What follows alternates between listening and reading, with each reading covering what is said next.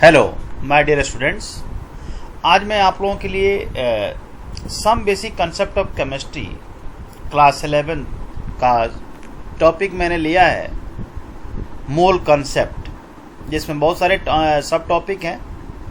ये ऐसा टॉपिक है जो जेई मेंस, एडवांस और नीट के लिए मोस्ट इम्पॉर्टेंट है, मोस्ट इम्पॉर्टेंट है। तो इसको ध्यान से सुनिए और समझने की कोशिश कीजिए। समाधान हर मुश्किल का है, समाधान हर मुश्किल का है, बस आहिस्ते से सींचने की जरूरत है। समाधान हर मुश्किल का है, बस आहिस्ते से सींचने की जरूरत है। जिंदगी में कुछ भी मुश्किल नहीं, बस एक बार कोशिश करने की जरूरत है।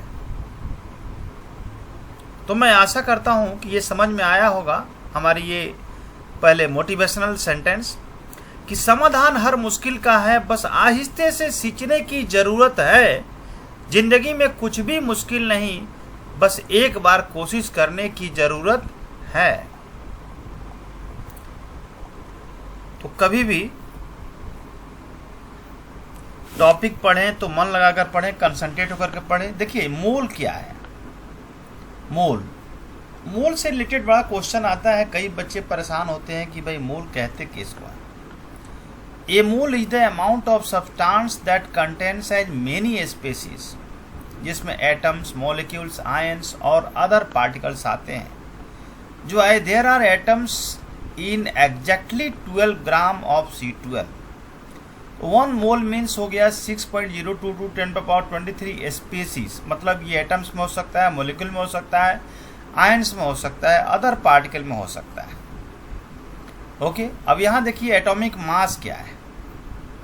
Atomic mass of an element can be defined the number which indicate how many times the mass of one atom of the element is heavier in comparison to 1/12th part of the mass of one atom of carbon 12।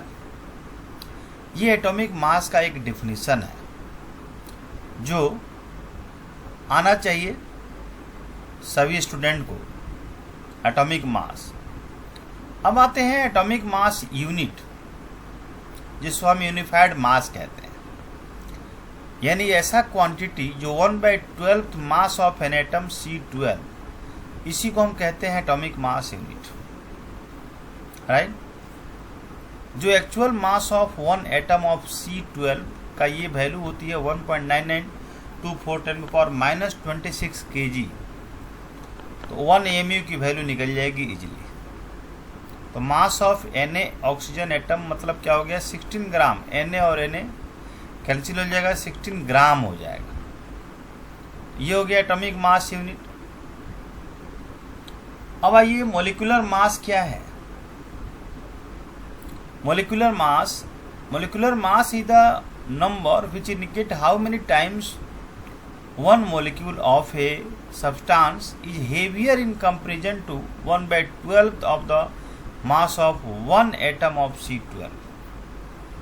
तो molecular mass कैसे calculate करते हैं, यहाँ पर मैंने आपको बताया है कि mass of one molecule of the substance in EMU that is 1/12th mass of an atom of C12। इस तरह से ग्राम मोलिकुलर मास क्या है। Gram molecular mass can be defined as the mass of 1 mole of molecule. 1 mole of molecule को gram molecular मास कहते हैं, ग्राम molecular मास कहते हैं। यहां देखो मेथड ऑफ कैलकुलेट मोल्स कैसे है। वॉल्यूम है, मास है, ये मोल है। तो मास से, वॉल्यूम से ये मोल हो गया। नंबर ऑफ पार्टिकल हो गया, ठीक है। तो नंबर ऑफ पार्टिकल भी मोल के अंदर आ गया, मास भी आ गया, वॉल्यूम भी आ गया। यानी number of particle, number of mole कैसे निकालते हैं। तो given number of particle upon Na, Avogadro number. Na क्या है, एवोगैड्रो नंबर है।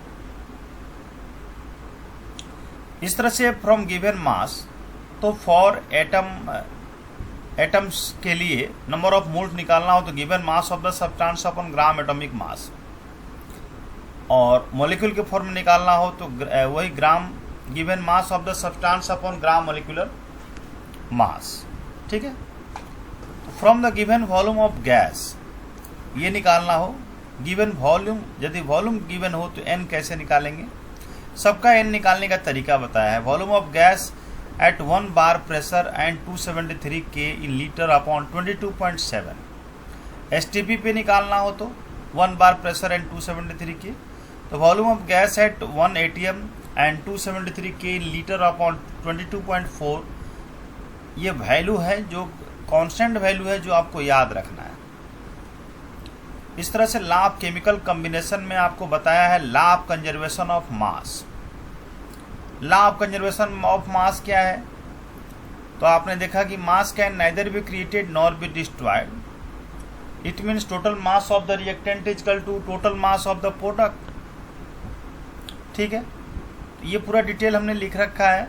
लॉ ऑफ कांस्टेंट कंपोजिशन क्या है, ये डेफिनिट कंपोजिशन तो प्राउस्ट 1799 में दिया इन्होंने।